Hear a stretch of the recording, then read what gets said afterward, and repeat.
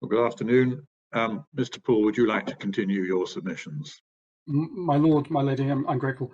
I think probably before I continue, I should try and give a slightly better answer to my Lord Legate's question asked just before the short adjournment.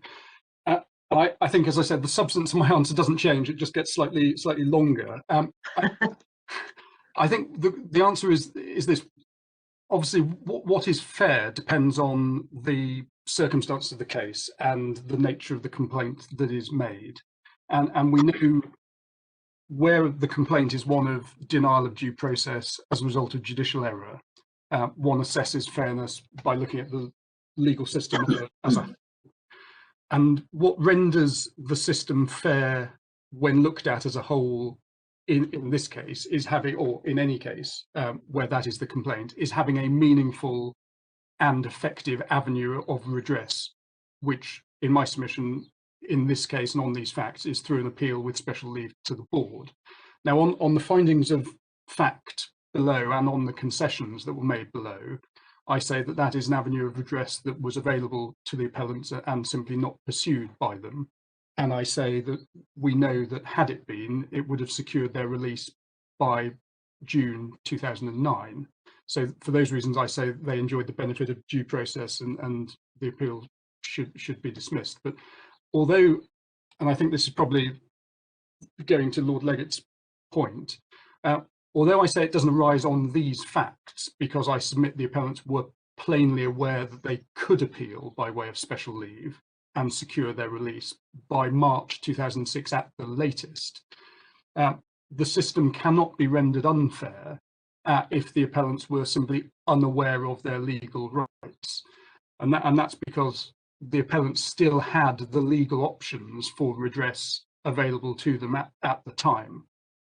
And I suppose I would add to that when one is looking at fairness, and this is a point that I'll develop when making my third point a bit later on, and it's in our written case at paragraphs 22 and 23, which is that the constitutional context is key when assessing this question of fairness. And there has been a democratic choice in Trinidad, and we see in the case of Hines as well in other Caribbean countries, not to confer a right of publicly funded legal representation for criminal defendants, whether indigent or otherwise. And I say that is another relevant consideration when looking at this question of fairness in context. So that's a rather longer answer to my Lord Legate. My Lord. Isn't a further relevant consideration that appeal to the Privy Council is expected to operate as a second appeal against a background where you're assuming that the person has already had a right of appeal, but in an exceptional case, there might be some need for a further backstop, hence the special leave to the Privy Council. It's not designed to operate in the front line, which is where it has to here, because this wasn't an error of the original court, which could have been corrected on an appeal. It was an error that was only capable of occurring at the level of the Court of Appeal. And when looked at that way, the system of appeal to the Privy Council isn't designed to deal with that sort of error, is it? What's needed is a right of appeal that can correct it locally. My Lord, with respect, I say no. That's precisely one of the roles of the Judicial Committee, sitting as apex court to Trinidad and Tobago. And I know my learned friend, certainly in his oral submissions, referred to these appellants not having a domestic remedy, and I think he said or a local remedy. Well, I say when the Judicial Committee is obviously sitting as the apex court of Trinidad and Tobago, that should be seen as a domestic remedy, because they are sitting as the final appeal court for the state. So with respect, I submit it is not a question of whether the Judicial Committee is being asked to step onto the front line or as a second court of appeal. It is there to correct errors that are made by the Court of Appeal, is one of its functions, and had an application for special leave been made in this case, it goes without saying that error would have been corrected by an application. And as I said earlier, probably wouldn't have even needed the board to consider the point, because it would have been conceded by the state, as it was in the Bowler case. Mr. Poole, does it make any difference to the distinction between a one-off judicial error and a systemic failure of the legal system that this error may itself have been systemic, in the sense that prior to Ali, the Court of Appeal in Trinidad, and indeed, so far as one can see, possibly the legal profession as well, all thought that Section 49 didn't have the effect which we now know it does have, and maybe none of them thought that every time a conviction was upheld in the Court of Appeal, when does the sentence run from discretion necessarily fail to be exercised one way or the other? My lord, I think the way you've sort of put it is right, in the sense that that is the Court of Appeal's error, because I think it was suggested, I think in fact my lord may have said that it seemed to be, the impression one gets is that Section 49 was simply forgotten about by the Court of Appeal. I think that is perhaps an unfair characterization, because we see from the case, one of the cases in the supplemental bundle my learned friend took the board to, which is Jagasar. It's not so much, and perhaps if we just have a quick look at Jagasar, so it's in the supplemental bundle, it starts at page 11, and I think the relevant passage for present purposes is page internal electronic bundle 23, or on the case page 385. And this is, Jagasar goes back to 1990, so it's a decision of the Court of Appeal in 1990. And the Court of Appeal are saying here, effectively, they're looking at Section 49 and expressing their views on how Section 9 operates. So it's little h on page electronic bundle, page 23.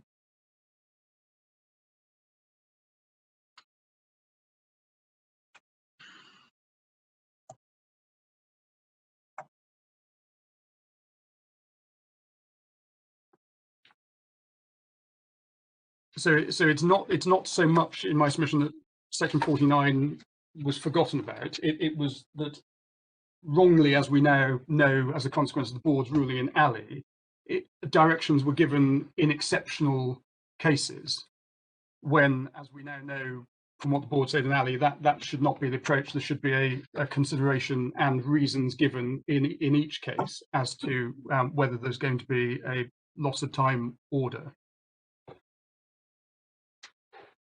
But in answer to Lord Briggs, whether it makes any difference whether this is sort of, as it were, a systemic failure, in my submission the answer is no, because the mode of redress remains the same, which is an application to put right that error by way of special leave to the board, and that is what ensures, provided that is an effective remedy in each case, and in this case I say it plainly was, that ensures that the judicial system looked at as a whole is fair. Yeah, thank you. Before the short adjournment, I had been referring to the case of Bowler, and just before I leave Bowler, the point, or 2 points I was making by reference to Bowler was first the point on its facts, that this was a case where you had an appellant who served a substantially shorter sentence of 6 years, and who was still able to obtain effective relief by an application for special leave. So there's that point. But it was also the point sort of against, as it were, these appellants, that they were clearly aware of Mr. Bowler's position as of March 2006, when he left prison and stopped being serving his sentence with them. And I just want to highlight something that the appellant says in their written case, and it's paragraph 29 of the appellant's case at page 170 of the electronic bundle. Excuse me. And there's a suggestion there that the appellant's awareness of Mr. Bowler explains the timing of their pre-action letters.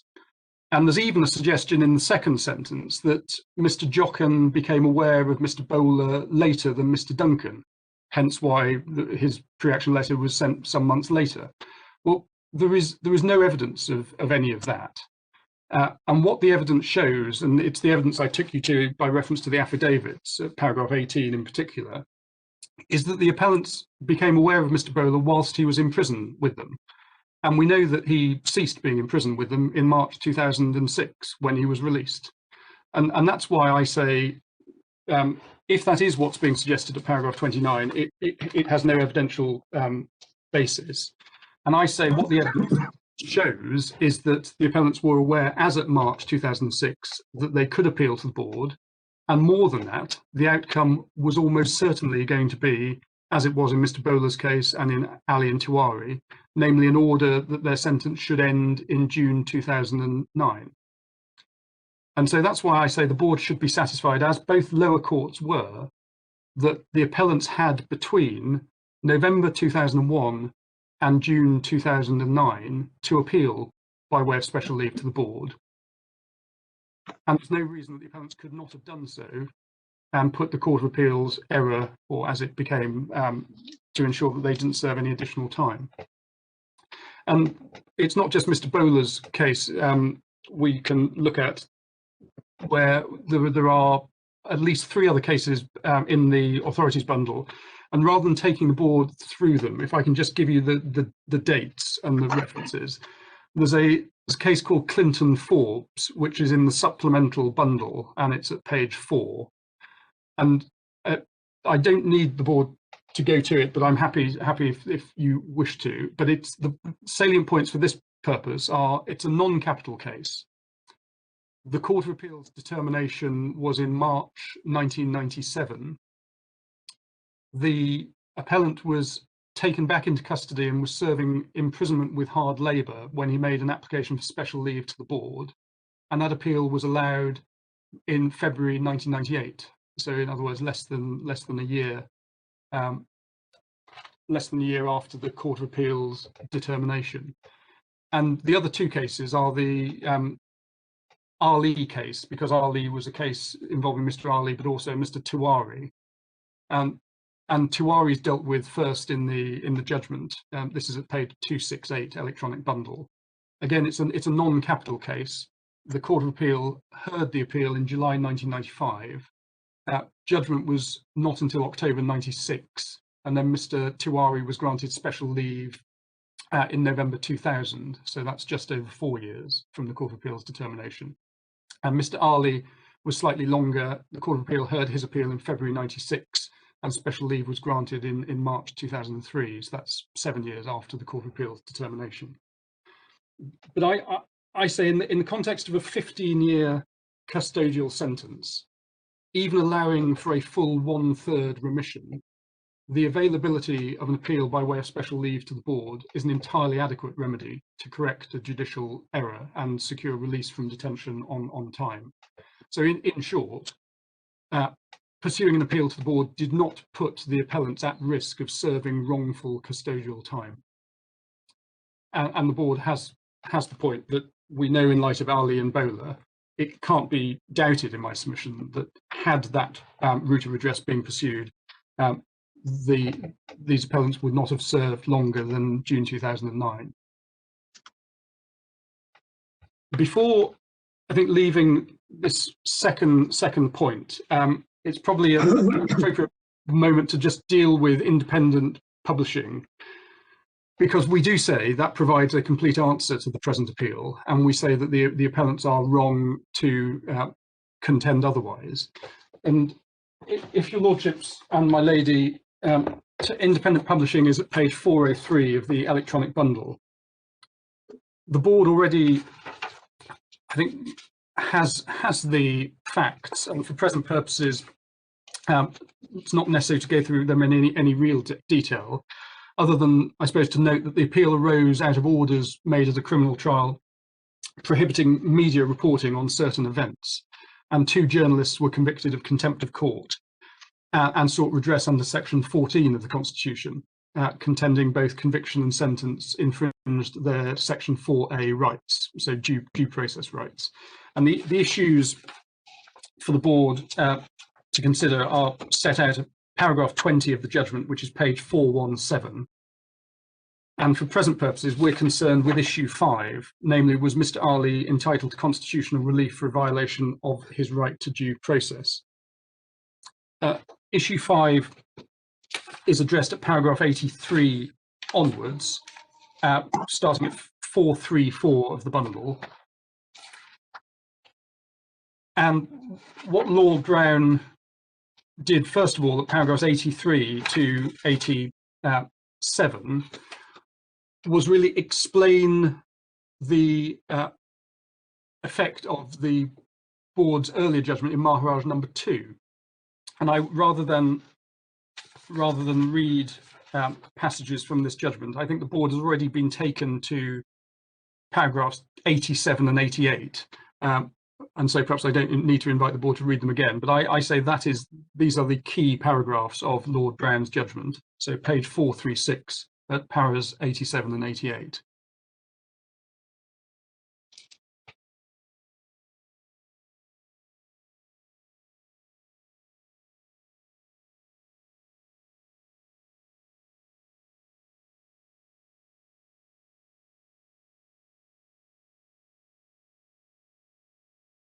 And as Lord Brown says at the end of 87, of critical importance is the fact that Mr. Maharaj didn't have a right of appeal to the Court of Appeal, and therefore no right to bail. And that's what meant that he was denied due process and the legal system could be characterised as unfair. Lord Brown then goes on to explain by reference to, this is paragraphs 89 to 92, which I don't think the board has been invited to consider. And again, I would invite the board to read paragraphs 89 to 92, where Lord Brown explains their Hines and Forbes, which I mentioned a moment ago, Clinton Forbes. And the effect of that is that where someone enjoys the, sorry, my Lord Sales. Yeah, sorry, it's just before we leave paragraph 87 and 88. Might it not be said that what Lord Brown is highlighting there is the availability of being able to apply for bail, that is immediate relief from a detention which ought not to be taking place. But that is not a feature which is available in our case. No, I readily accept that, my lord. But that is what is being considered there is whether Mr. Maharaj, in that case, had an effective remedy. So carrying through to our case, the question is then whether these appellants have an effective remedy, because obviously there is, as your lordship rightly says, it's not contended that at the time that they would be applying for bail, they would be applying to ensure that they serve no additional time in custody beyond June 2009. But so in my submission, what Lord Brown is saying is that the question is there an effective remedy? Right. So does that mean that essentially your whole case comes back to the fact that at some time in the past, there could have been an application for special leave to the board, which could have sorted things out if done at that time? And put it crudely, it's just tough on the appellants that they didn't do that, and they happened to languish in prison for another 12 months, 29 months, well, 29 months, I think it is. To use Lord Legate's phrase, they've missed the boat and they must suffer the consequences of that. My lord, that is the respondent's position. Right. But sorry, just to press you on that then, because I might not be said that one reads independent publishing as emphasising the important constitutional value of being able to vindicate one's rights to security of the person and freedom without being detained arbitrarily or without a proper basis. Currently, as one goes day to day, being detained when you shouldn't be detained. Well, yes, but there still remained an effective remedy for these appellants. So are you saying then it's a combination of two things, that they could have gone before to the board if they'd applied back in 2001 or 2005 with time to sort things out, so that they didn't serve the excessive period in prison, and that after that time has gone by and they're into the excessive period of being in prison, that they could have gone to the board? My lord, yes, well, absolutely, they could have done. They could have applied to the board at any stage during their custodial sentence. And I suppose, but if one looks at the period after June 2009, so when they're already into the excessive period, that they're not going to be in a position to vindicate their right to be out of prison immediately at that point, are they, by seeking to go to the board? Well, my lord, it depends really what is meant by immediate. They certainly had and at all time had the ability to make an application for special leave to the board, and had they done so, we know as a consequence of BOLA and what I said earlier on instructions and my own knowledge of the state conceding after Ali this point on section 49, that the outcome of such an application would have been a declaration that June 2009 was the end date of their custodial sentence. Right, but they'd have been in a period of excessive detention while all of that was happening. That wasn't going to happen as promptly as Lord Brown was emphasising things could happen by an application for bail in independent publishing, was it? Well, my lord, but these appellants, I mean, we can't lose sight of the particular facts of this case as well. These appellants were aware of all of this in March 2006. Right. Well, that's why I asked you whether your case really depended on being able to say that they'd had a prior opportunity and they didn't take advantage of it. My lord, it doesn't turn on that, because provided that, and I go back to what I take as the ratio of independent publishing, the question is whether an appeal by way of special leave provided the appellant with an effective remedy. Now, it might get to the point in time where an appeal by way of special leave may not be an effective remedy, but certainly on the facts of this case, that is not the position. Yes, thank you very much. My lord, Lord Legate.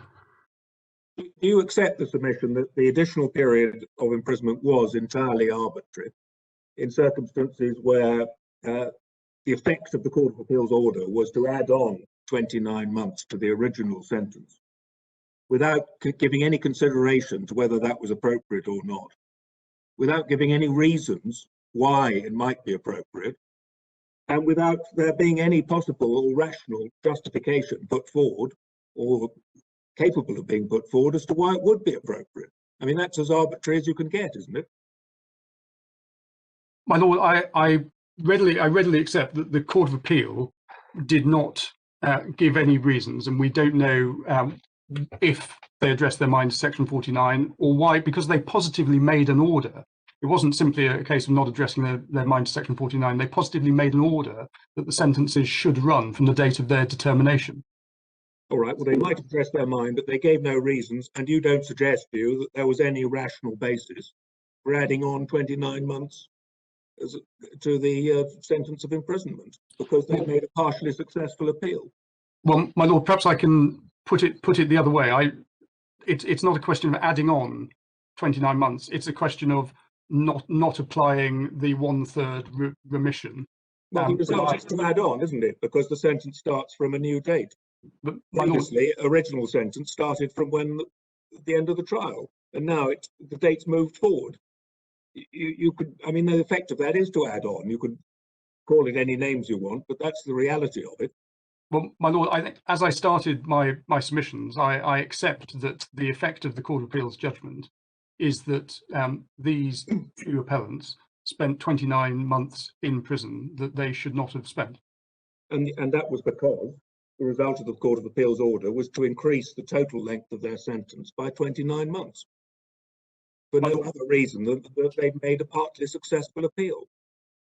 My lord, that is right, and those are the findings below that I don't seek to disturb and am not in a position to disturb. I think the first instance judge suggested that the period of remission remained at large, but in the Court of Appeal it was never advanced by the respondent that there's any basis on which they wouldn't have been entitled to a full 1/3 remission.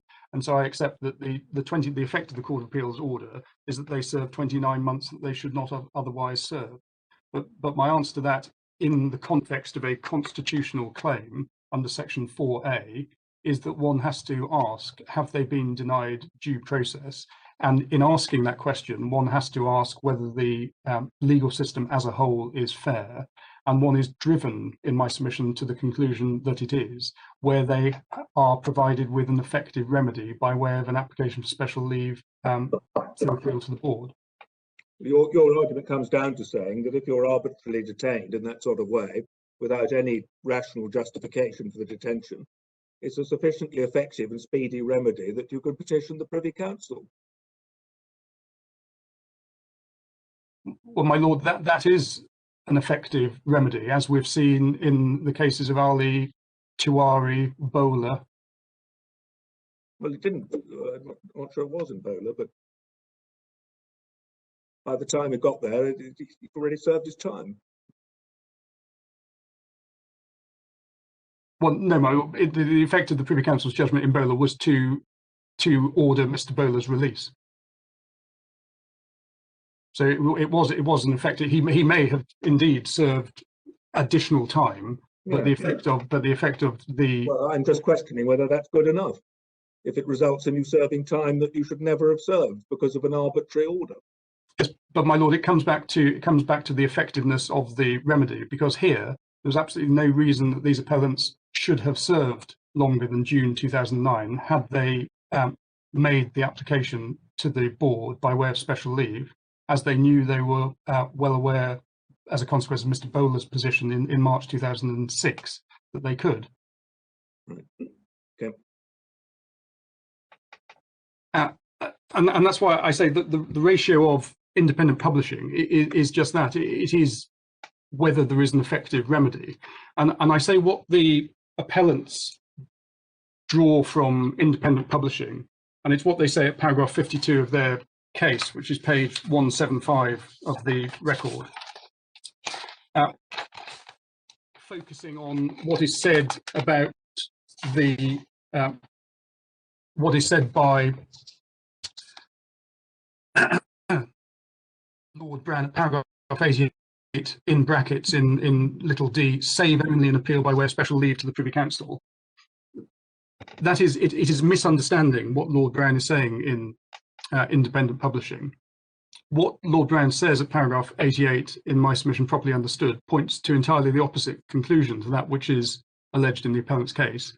And as I said a moment ago, the question is, can meaningful redress be achieved in the context of a particular individual's custodial sentence? And if the answer is yes, there's been no denial of due process. And as I said, I think in answer to, I think it may have been my Lord Hamblin's question earlier, Mr. Ali's case, the answer was yes, because he could appeal to the Court of Appeal and secure his release on bail within 4 days. And in the present case, the answer is yes, because the appellants could have ensured they didn't serve any additional time by appealing to the board. And independent publishing, in my submission, was correctly applied by the Court of Appeal in the present case. And as I referred to earlier, also in the case of Wren. And I would invite the board to look at Wren. It starts at page 326.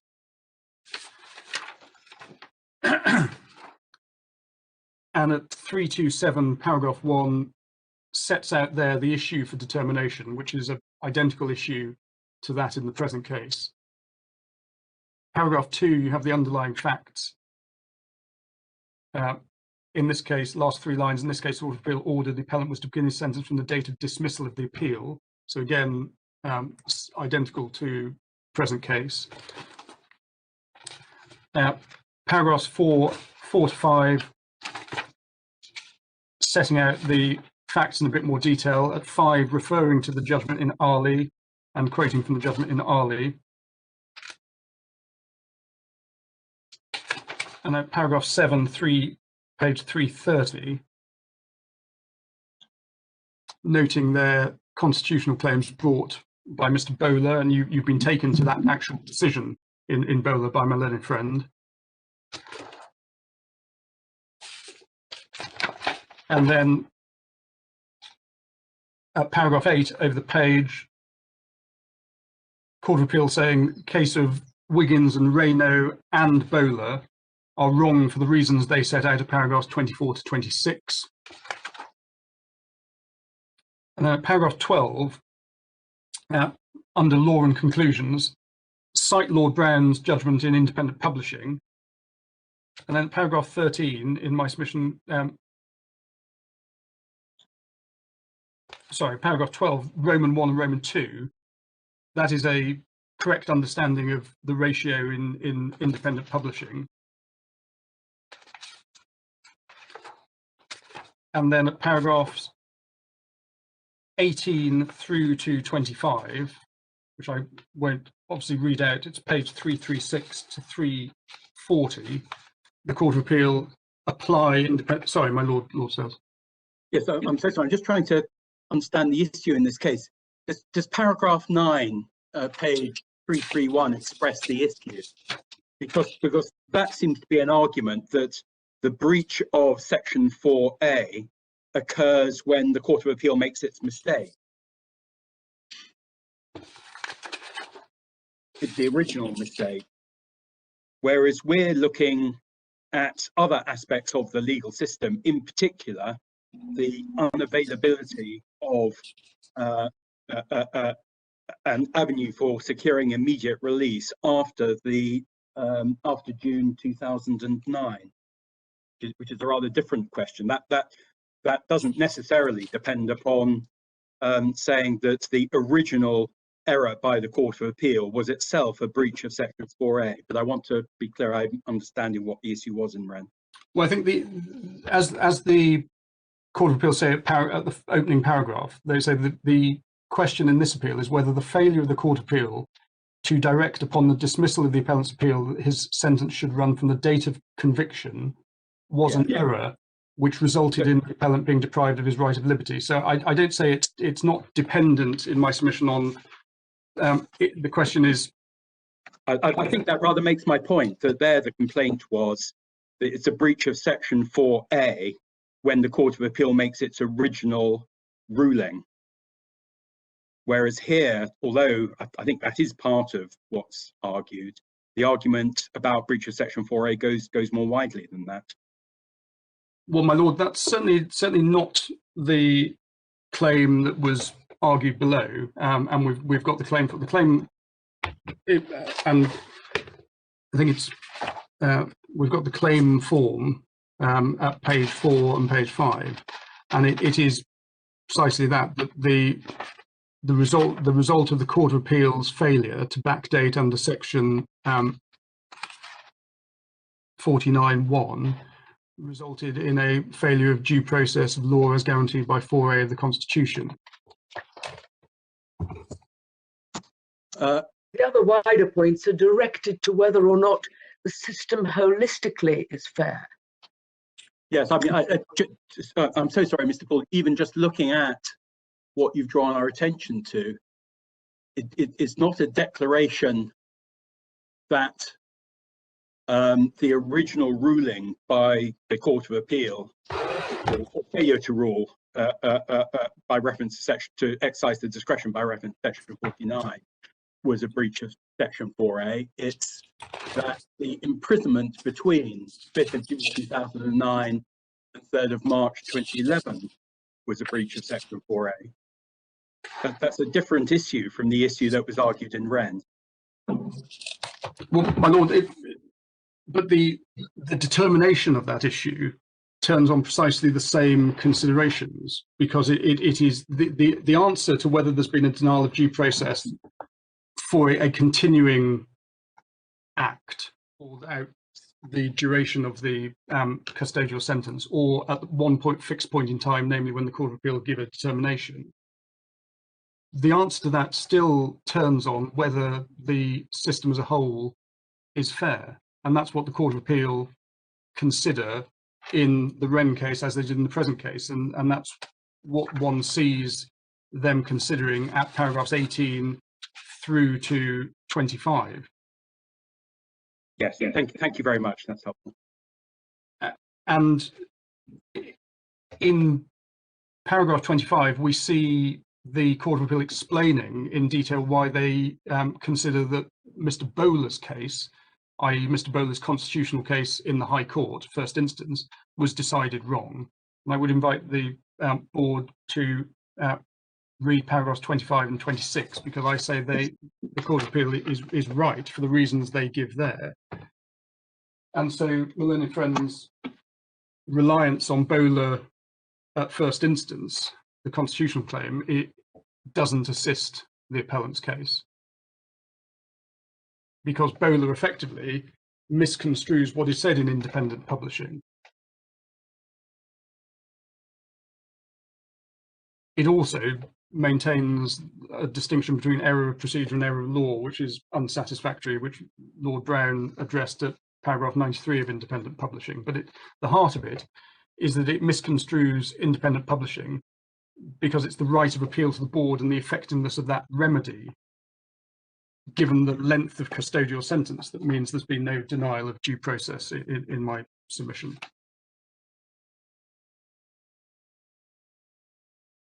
Those, sorry, my Lord Legate. And the gist of the reasoning seems to be that if you suffer a period of totally arbitrary detention because of the failure to consider the question of loss of time, and it takes a while before you get to the board to sort it out, well, that's good enough. And if you've suffered 3 months in prison because of the time it takes, well, that's just a bit of a shame. Is that most of what they're saying? Well, my lord, it is what they're saying, because it has to be looked at as a constitutional claim, and it has to be looked at as a breach of section 4A due process. And one has to apply what Lord Brown says in independent publishing and what was said earlier in Maharaj number 2. And if there is no denial of due process, but that has unfortunately resulted in you serving additional time in custody or in detention, then there is no, as it were, compensation payable, because there's been no breach of your constitutional right. But it comes back to the question, I think, isn't the right not to be deprived arbitrarily of liberty of such fundamental importance that 3 month delay isn't good enough? You need more effective remedies than that. But my lord, it comes back to the point I made in answer to your lordship's question previously, that there is an effective remedy in this case, and it was an effective remedy that was not exercised. Right. It may be on the facts of another case that an appeal by way of special leave to the board is not an effective remedy, and there's been a denial of due process. But that is not this case. My lord, Lord Sales. I'm so sorry to pest you, Mr. Poole, with questions, but I am slightly mystified why you think independent publishing helps you, because I thought paragraphs 87 and 88 with Lord Brown specifically making the point that what meant that the system was fair in that case was the possibility of the journalist applying immediately for bail and getting it within a day of being imprisoned. And in paragraph 88, I think it is, Lord Brown contrasts that with a case where you would have to languish waiting for the board to take a decision for some months. Can you help me? Why isn't that judgment a case against you rather than for you? Well, because, my lord, all of these cases, and as I said before, when you're considering questions of fairness, they're turning on their individual facts. And the reason that the reason that Lord Brown says that in the independent publishing case is because of the length of the custodial sentence and the need to apply speedily for bail to be released. And it's a different challenge to the challenge here, where there's a lawfully imposed sentence, but you're just dealing with a question of additional time. And it goes back to what I've said. The question is whether there is an effective remedy. And in the independent publishing case, the effective remedy for Mr. Ali, because of the facts of that case, was only an application for a speedy application for bail. Whereas in our case, because of the facts, because this is a 15-year custodial sentence, an effective remedy does not require sort of an application for bail to be made timorously. An effective remedy is to ensure that these appellants do not serve any additional custodial time. And it cannot be, in my respectful submission, questioned that the effective remedy there is an application for special leave to the board, because we know it is, because we've got cases of Ali, Tuari, Bola, and we've got on the facts that these appellants knew that that was precisely the way to secure their release in June 2009. So it's the effective. Sorry, my lord. It's as I say, it's the effectiveness of the remedy in the particular circumstances of the individual. That's why I do say independent publishing, as did the Court of Appeal in both Wren and the present case, not only rightly applied it, but I do say it is a complete answer to the present case. Thank you very much. Those are the submissions on what I've called my sort of second of 3 points. My third point is a shorter one, and it is this. I accept that an application for special leave can be a somewhat protracted affair, but as has been held by the board in a number of cases, the right of appeal remains an effective right. And perhaps by reference, the best case is by reference to Lord Bingham's judgment in Hines. If I could take you, Lords and my lady, to that. Page 386.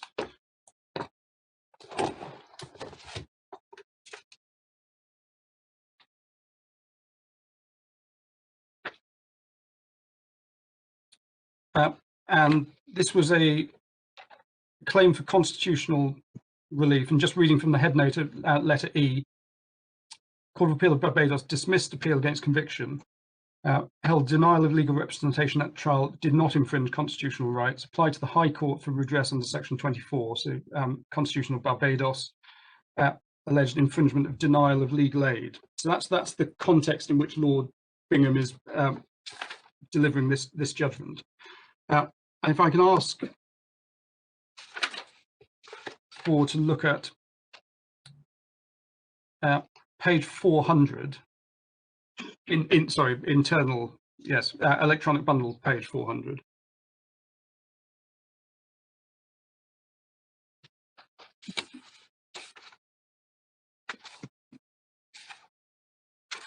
And top of the page, letters A and B. Purposes that account must be taken not only the trial but of the appeal. And perhaps, sorry, I dipped into a paragraph, and it probably, to put it in context, you need to turn back page 399. It's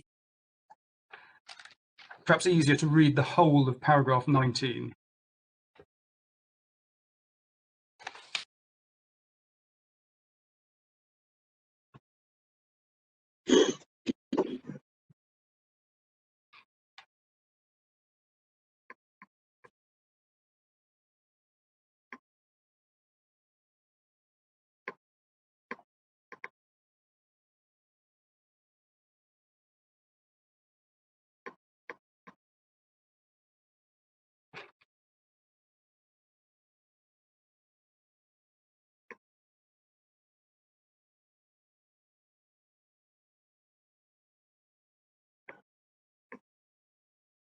And it is really the last 5 lines of that paragraph, a little letter B on page 400, where Lord Bingham says, if dissatisfied with the Court of Appeal, applicant's right to appeal to Majesty and Council preserved, however great in practice difficulty of exercising that right.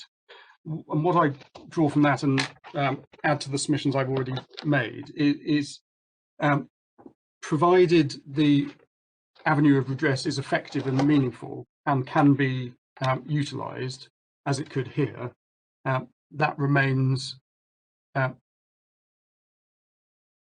sorry, that is an answer to a complaint of a denial of due process. And I suppose to add to that, Hines is a case from Barbados where there's an express provision for explicitly excluding publicly funded legal aid.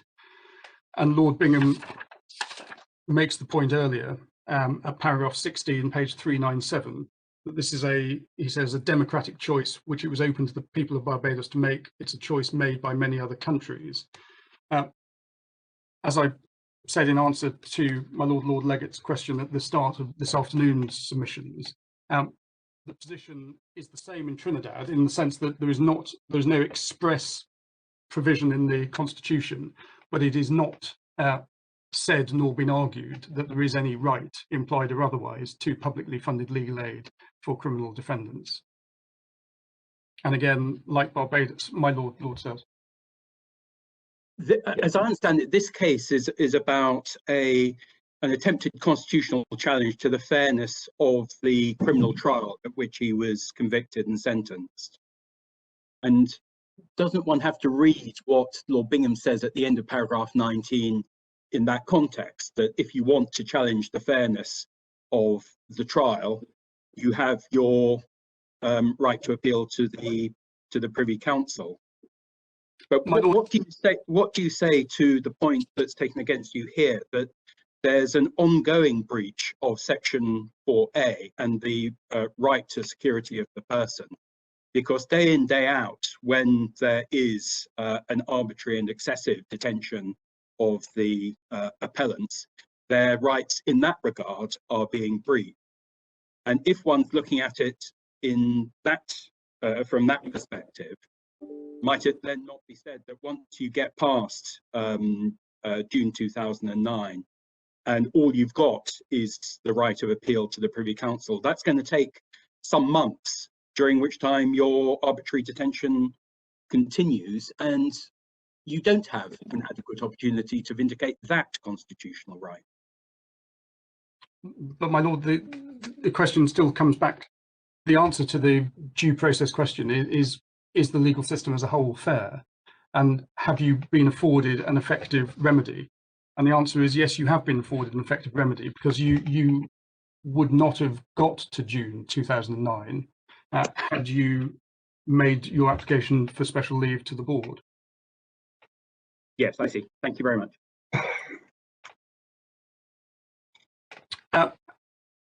Those are the three points that I say answer the core complaint in the case.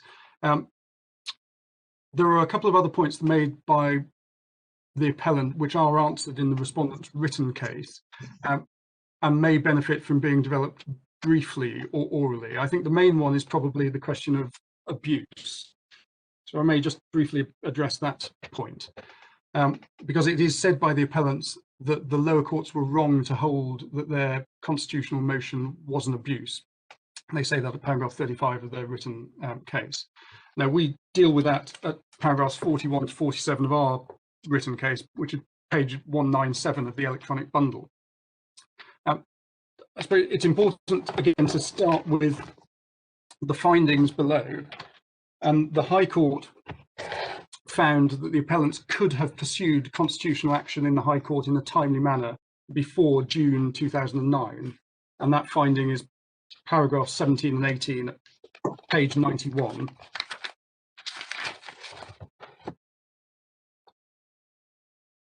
The appellant's submissions to the Court of Appeal note that finding, that the claim was not made with promptitude. We can see that just for your the board's note. It's page 113, paragraph 40, where in the appellant's written submissions they note that finding, but they do not explain the delay between November 2001 and March 2010. That date being the letter, pre-action letter, especially as I say, and I've made this point already, what we know that they knew about Mr. Bowler's position. So there's still no explanation given for that delay. And as we say at paragraph 44 of our written case, which is page 198, quoting from Maharaj number 2. The originating motion is a route to redress available to someone aggrieved in order to obtain a meaningful remedy. But you must make use of them. And if probably to quote from, rather than quoting from my printed case, quoting from Maharaj, we should go to Maharaj itself. So it's page 470.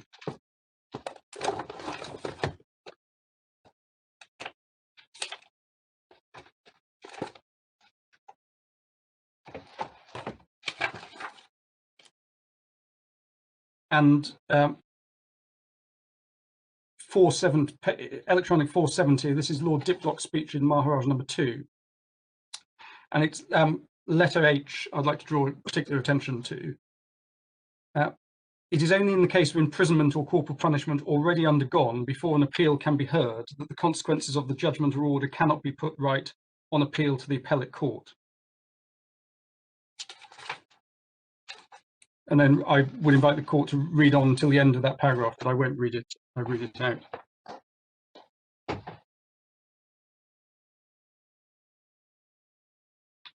And the point I've already made, this is not the position in the appellant's case. In the appellant's case, the claim for constitutional relief was not hindered by the normal appeal process to the board.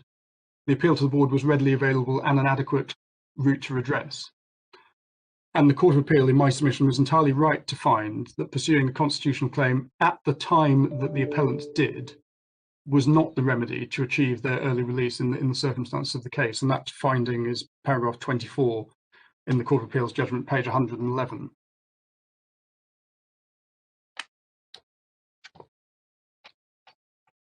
There are some further points made by the appellant. So the appellants criticised the prosecutor for failing to invite the Court of Appeal to make a direction under section 49(1). We've dealt with this in writing. Sorry, my Lord Hamlin. Just going back to the constitutional motion, let's suppose the motion in March 2011 had come on straight away, and the evidence was that a special leave application would take a number of months. What do you say the court should have done on that motion in those circumstances? I think in those circumstances, I mean, the court could have stayed the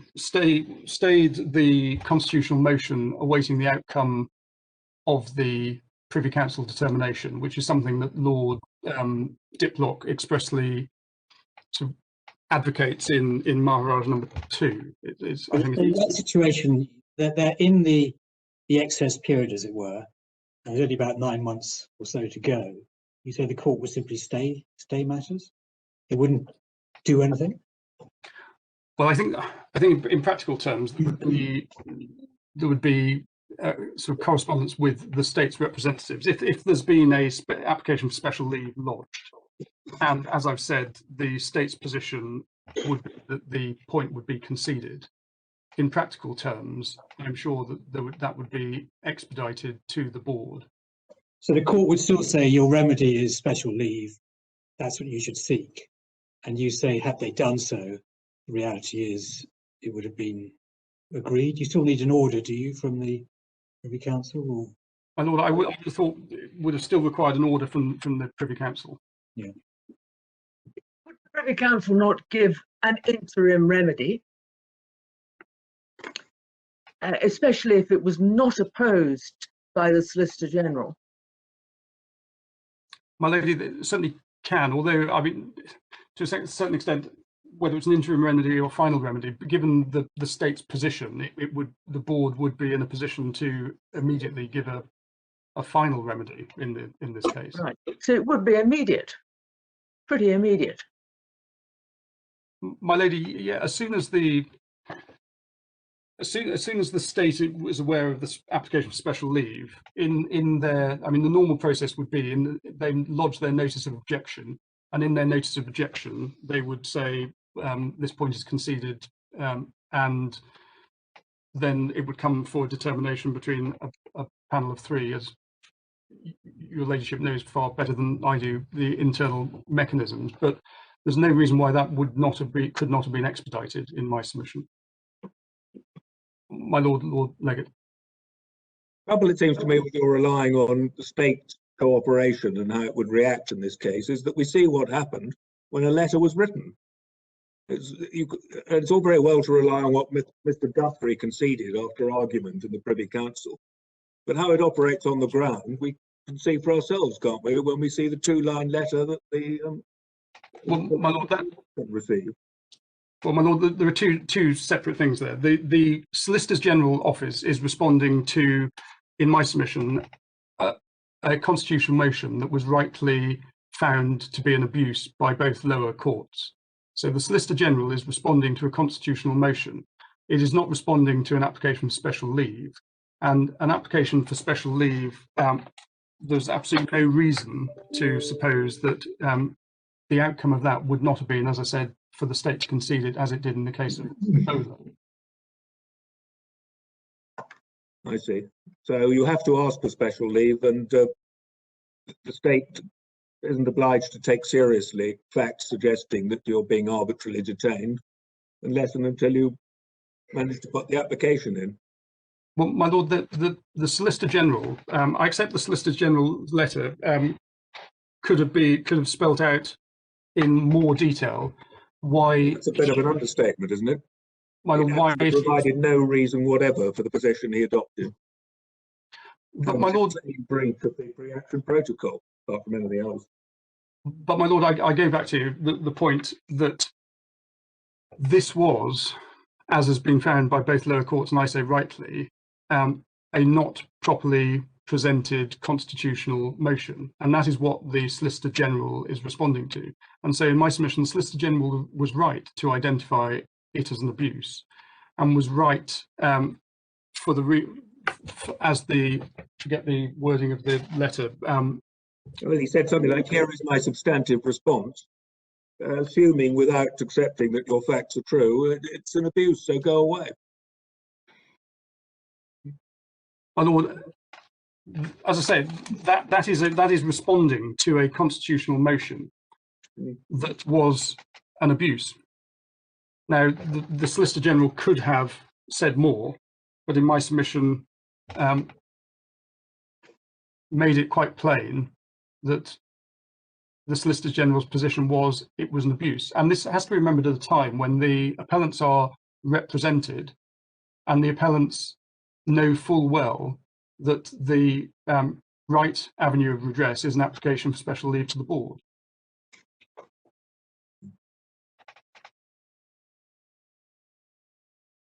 Did he even say that in the letter? My Lord, no, but no, he didn't, and it would be a rather peculiar thing to have said, because he's been told positively that an application to the board has been made and rejected. But had before, in the chronology, before the decisions in Alley and so forth.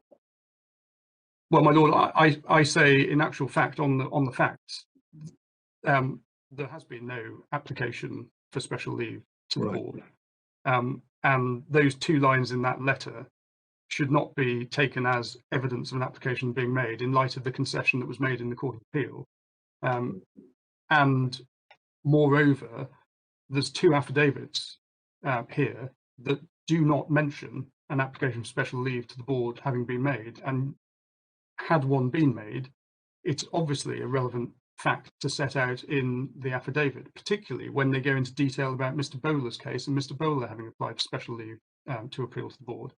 So I say that on the evidence, and also as found below, an application for special leave could have been made by these appellants, but was not made by these appellants. But going back to the point about the letter, even had the Solicitor General made that observation, that is something that the appellants knew already in any event, and their representative knew, Mr. Thompson knew.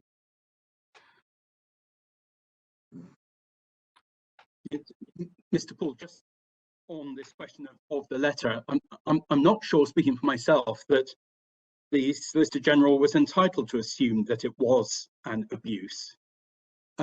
if we look at Ramanut, if I could just invite your attention to that, page 315, Yes. paragraph 25. This case is addressing a situation where arguably there's a parallel remedy within the domestic system aside from constitutional relief. And Lord Nichols says, as a general rule, there must be some feature which at least arguably indicates that the means of legal redress otherwise available would not be adequate.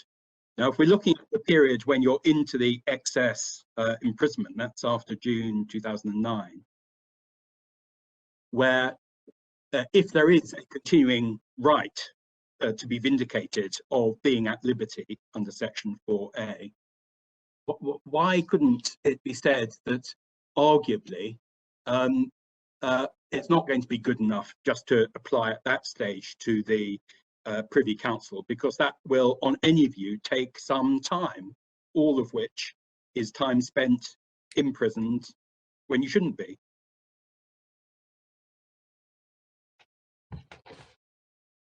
I think, well, one has to look at the fact that, as we say, I think at paragraph 50 of our written case, it was clear to the appellants that before they submitted their constitutional claim, some 10 years after the Court of Appeal's determination, that there was this alternative route to redress by way of an appeal to the board. So by the time the constitutional proceedings were initiated, the Solicitor General in my submission is entitled to consider that they amount to an abuse and were not, to use the words of Ramanut, properly stated. And as a result, the guidance in Ramanut in my submission doesn't apply to the facts of this case. And what do you say about the point that by the response that the Solicitor General gave, so far from endorsing Mr. Guthrie's position as eventually adopted by the state in Ali, I think it was, that there'd been no opposition to leave, that in substance there would be opposition to leave, thereby not opening the door to an immediate application to the Privy Council for immediate relief of some kind, but indicating that there would be some sort of contested procedure if the Privy Council route was to be followed. Well, there's 2 points. First, I don't think you can infer from the Solicitor General's letter that there would have been opposition to a application for special leave, and these appellants, and the second point, these appellants in particular know that Mr. Bowler's case, it was where Mr. Guthrie made the concession. There's absolutely no reason to believe that that concession would not have been forthcoming in their case. Yes, thank you.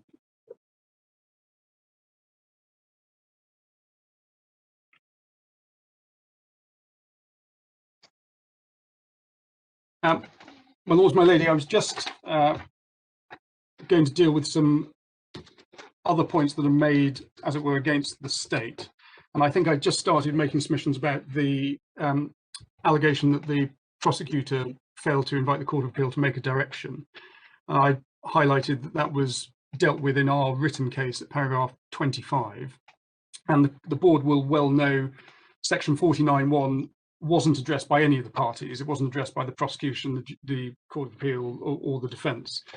And that's perhaps unsurprising in my submission, as this was some 5 years before the guidance in Ali and Tawari, or some 4 years, I think it may have been. And as I've taken the board to, the understanding of section 49 by the Court of Appeal is as set out in the Jagasar case, which is in the supplemental bundle. Now, I make the point, obviously not addressing section 49 was nevertheless an error, but such an error does not render the system unfair, whether it's an error made by the prosecutor not bringing it to the attention of the Court of Appeal, or the Court of Appeal itself not directing its mind to it, provided there is an effective remedy by way of an appeal to the board. There's a criticism made of the state for failing to take certain actions that would have notified the appellants of the board's decisions in Ali and Bowler. We address that in paragraphs 48 and 50 of our written case, page 199.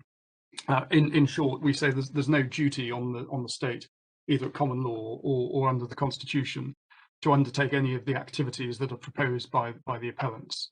and in any event, on these particular facts, the appellants were aware of the decision in Bowler and were able to obtain representation and would have therefore been aware of their rights. I've addressed in answering my Lord Sales and Lord Legate's questions the criticisms that are made about the the Solicitor General pre-action conduct. I think, therefore, my Lord, my Lady, we say, for all of the reasons set out in our written case and all of the submissions I've made orally, we've summarised 3 points that we say are the sort of answer to the case in the concluding paragraph of our written case, which is at page 201 of the electronic bundle. And for those reasons, we would invite the board to dismiss the appeals, unless I can be of any further assistance. No, it appears not, Mr. Oh, yes, Lady Arden. My Lady.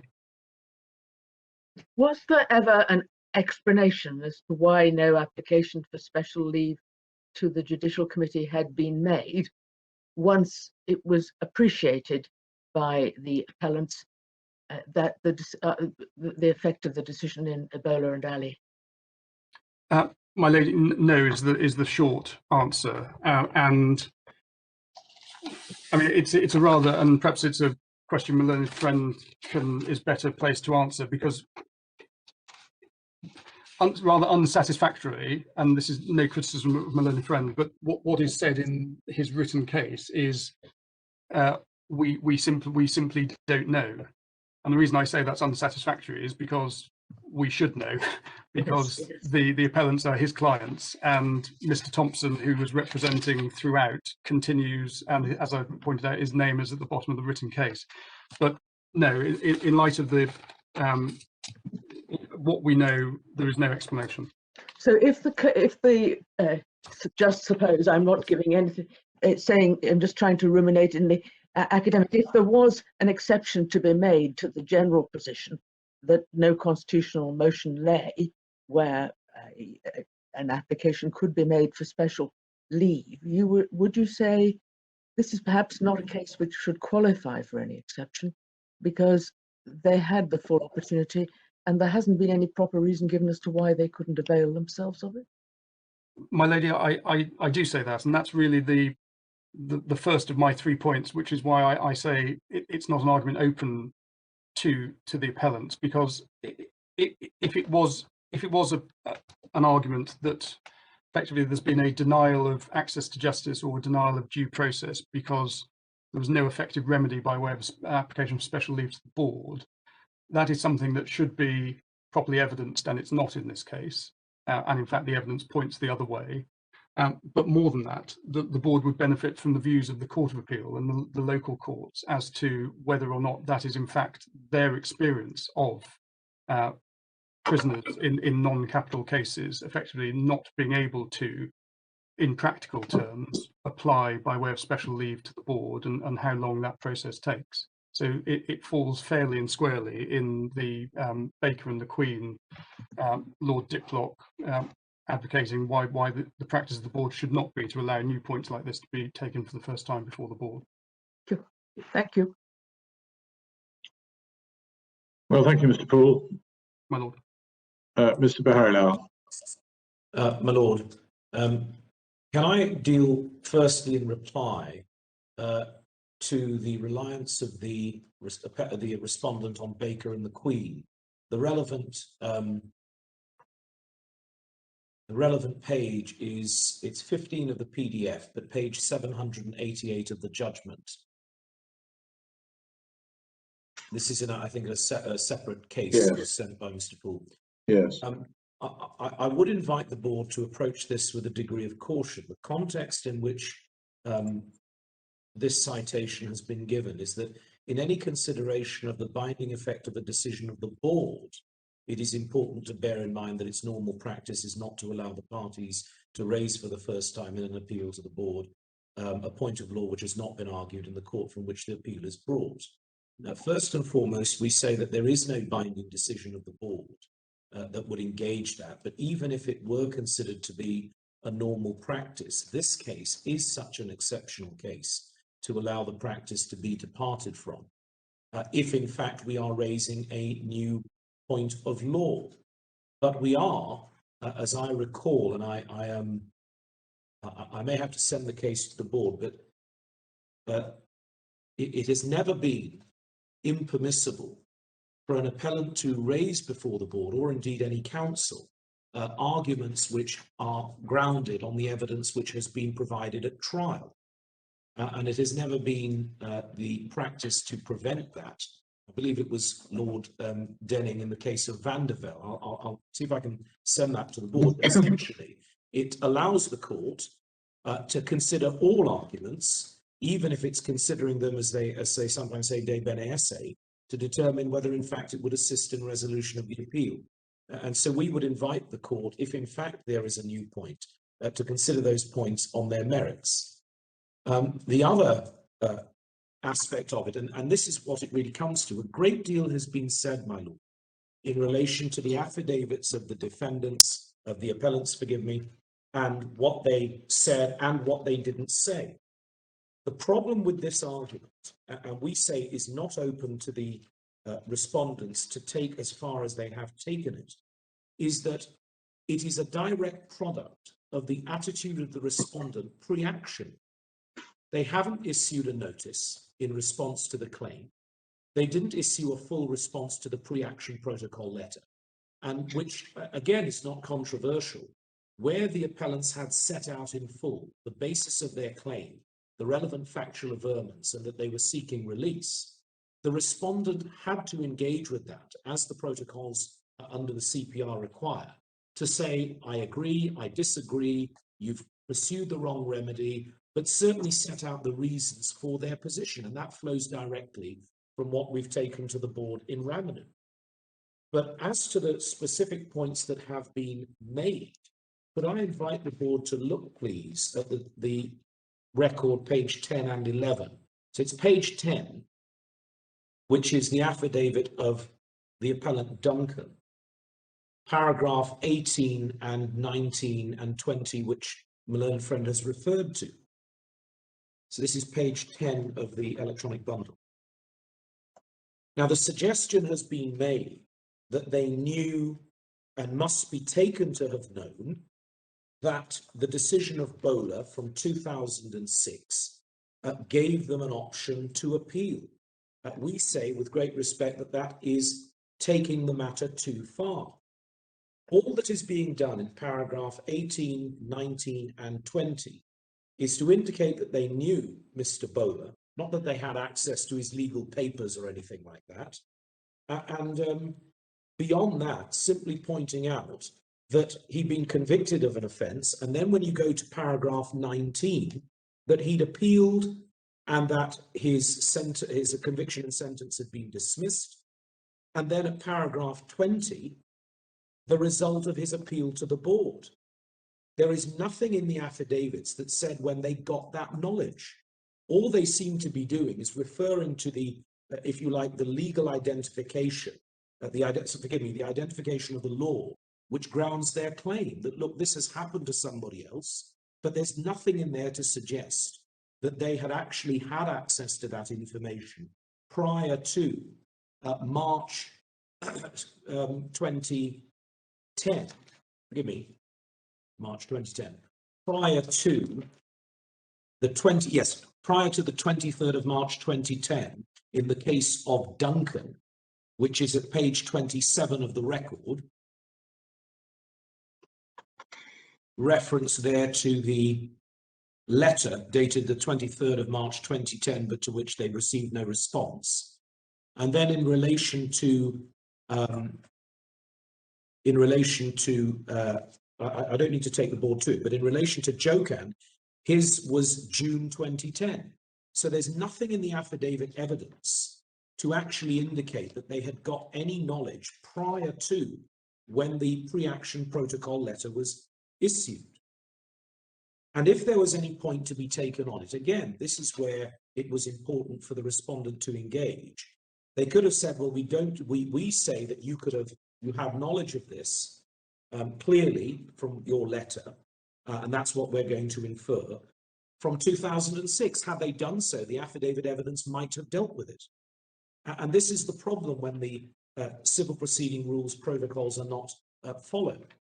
So we would urge the board to be very cautious and not accept what is essentially a new submission by the respondent, that the appellants knew of the decision of Bowler from 2006. If anything, when one looks at the chronology of how swiftly they appealed from the High Court to the Court of Appeal, they would have appealed, if they could, much, much sooner.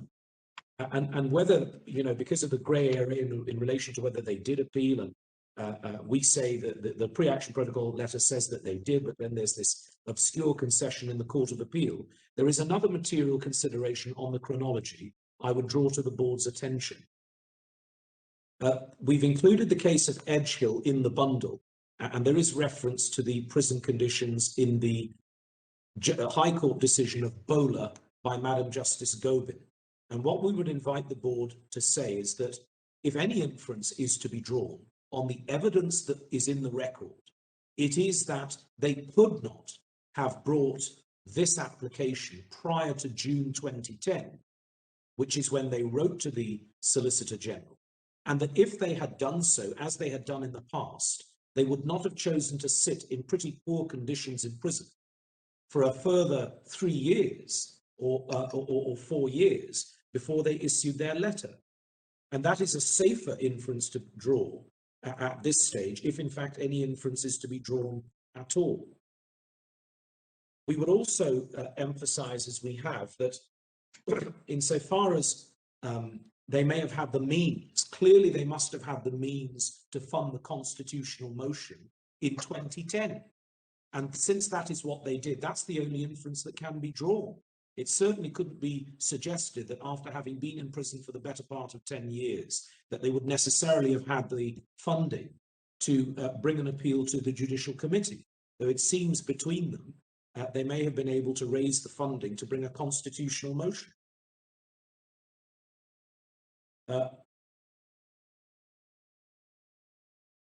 Lord, in relation to, we have requested, I don't know whether it's arrived, to be sent to all parties the board's decision in Sipasad and Panchu.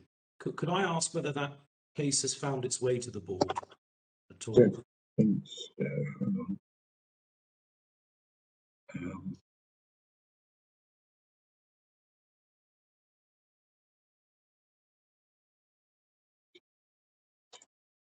I'm going to send it to the registry.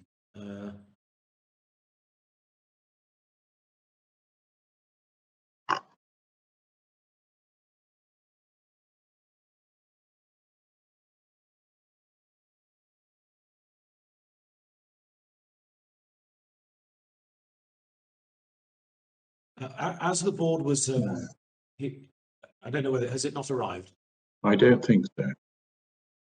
It may be that if I give the board the reference, it's the case is called Sipasad and Panchu versus the Attorney General. The citation is 2012 UKPC number 4.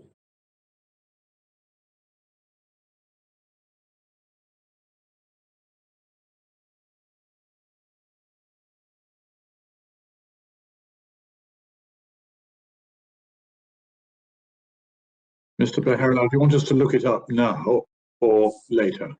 I'm happy if I can address the board on it, because it's a very limited reference, and I can give you the paragraph numbers, and then I'll make sure that the copy has copy. We can easily look it up after the hearing. Yes, my lord. The short point is this: that case, a very different case to this, concerned some young defendants who had committed a murder and had been sentenced to the usual order of detention at Her Majesty's pleasure, or as it would have been then, detentions at the state's pleasure. It's an appeal from Trinidad and Tobago. That had happened in the 1980s, 1986, but then following the House of Lords decision in Venables in 1997, the appellants in Sipasad and Panchu then brought a constitutional motion in relation to their detention, failure to review, and so forth.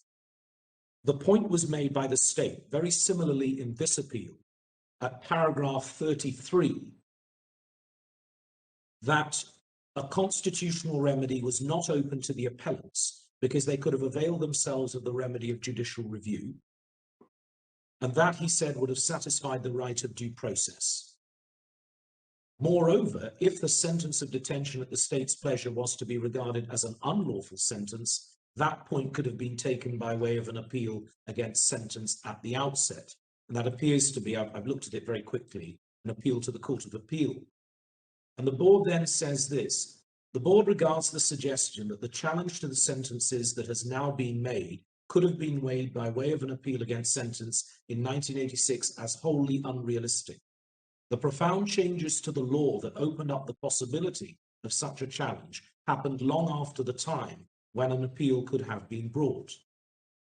And so, similar to this case, and this is what it may come to, nothing could have been done in practical terms until after 2005 or 2006, because that is when the board issued their decisions in Ali and Bola. And that being so, coupled with the submission I've already made, that there must have been a reason why they were unable to bring their appeal between 2006 and 2010, if in fact they knew of Bola and the actual decision and what it meant. One, that's not clear on the affidavit evidence, certainly it does not say so, but if they did not appeal, it is safer to assume on the evidence we have that they were unable to do so until 2010. But by that time, an appeal against sentence, or by way of special leave to the board, would have been hopelessly out of time. And so the remedy would have been the swift one, which was to seek file the constitutional motion seeking their release. And as I said during my primary submission, my lord, had that been done, and had the respondent conceded at least their release, the rest of this claim now before the board may not have been necessary. That perhaps, my lord, is the tragedy of the case, that all of this in 2010 could have been avoided. My lord, unless there are any other points the board would wish me to deal with, those are my submissions. No, thank you very much, Mr. Baharilal. It remains for me to thank all counsel and their supporting teams for the extensive and clear submissions which we've received. The board will now take time to consider its judgment. Thank you very much. The court is adjourned. Thank you, my lord. Lady.